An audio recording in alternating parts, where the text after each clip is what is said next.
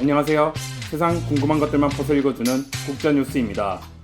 지구상에는 안전한 장소가 있는 반면 위험한 장소도 있습니다. 하지만 안전한 장소도 어떤 직업인가에 따라서 위험한 장소로 바뀌기도 합니다. 그 장소는 바로 환경운동가들이 활동하는 곳입니다. 2019년 작년 한 해에만 212명의 환경운동가들이 전 세계 곳곳에서 살해를 당했습니다. 자선단체인 글로벌 위니스가 2012년부터 환경운동가들의 사망을 추적하기 시작한 이후 사상 최악의 해라고 말했습니다. 전 세계의 무관심이 이렇게 많은 사망자를 발생시켰습니다. 사망자의 대부분은 상업적 착취나 환경을 평화적으로 보호하려고 노력하는 사람들인데 말이죠. 세계에서 환경운동가가 머무르는 가장 위험한 나라들 중에는 필리핀도 포함되어 있습니다. 필리핀에서만 작년 한 해 43명의 환경운동가가 죽어나갔습니다. 환경운동가들은 최근 몇 년간 증가하는 살인에 대해 우려를 표명해왔지만 별다른 해결책은 없었습니다. 필리핀의 한 환경운동가는 필리핀 대통령 두테르테의 환경정책을 비판한 글을 자신의 페이스북에 올렸습니다. 그 글이 입소문을 타면서 그녀의 페이스북 메시지에 내가 너를 찾아내어 너를 강간하거나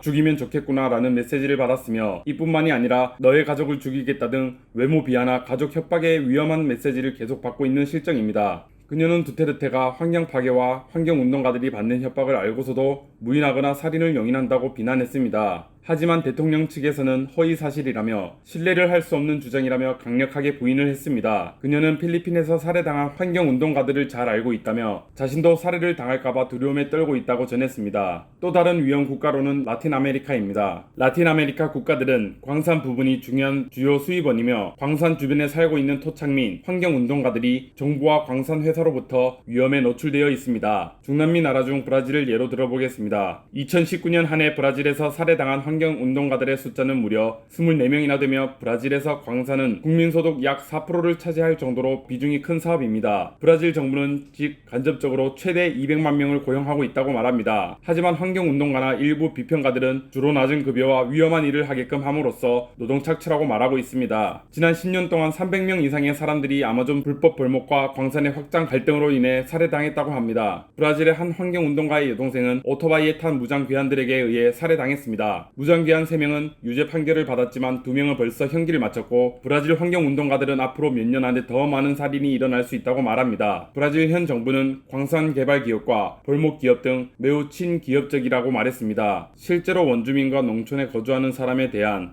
폭력과 살인은 계속 증가하고 있는 추세이며 이에 브라질 정부는 환경보호가와 원주민을 보호하기 위한 프로그램을 개발했다고 말하기도 했습니다. 그럼 현재 지구상에서 환경운동가들의 가장 위험한 나라는 어디일까요? 바로 콜롬비아입니다. 콜롬비아는 2019년 한 해 무려 64명이나 살해를 당했습니다. 콜롬비아의 한 환경보호론자의 인터뷰에 의하면 그녀가 살고 있는 지역에 다국적 기업의 대규모 탄광 프로젝트가 진행 중이라며 현재 살고 있는 원주민과 여성들이 위험에 처한 상황이라 말했으며 자신이 탄광 회사에 항의한 대가로 준 군사단체로부터 살해 협박을 받고 있다고 말했습니다. 그 여성은 드론으로 자신을 감시하며 협박 전화 받는 게 일상이 되었다고 말했습니다. 이처럼 환경운동가들의 죽음과 살인, 협박의 위협이 갈수록 증가함에 따라 세계 기후변화도 같이 위협을 받고 있는 실정이며 앞으로 우리 아이들이 커갈 장소에 심히 걱정이 되는 부분입니다.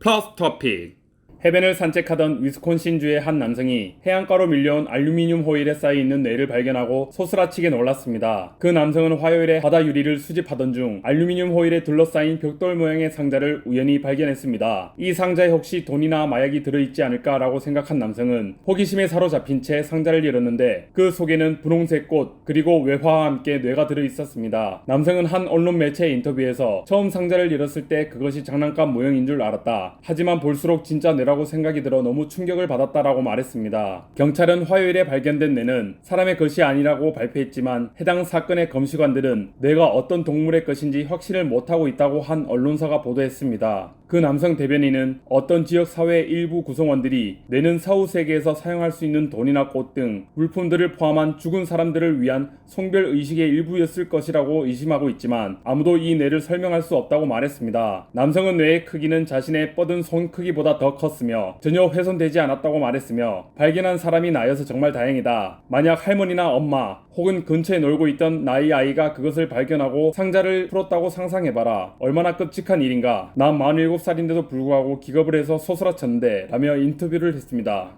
끝.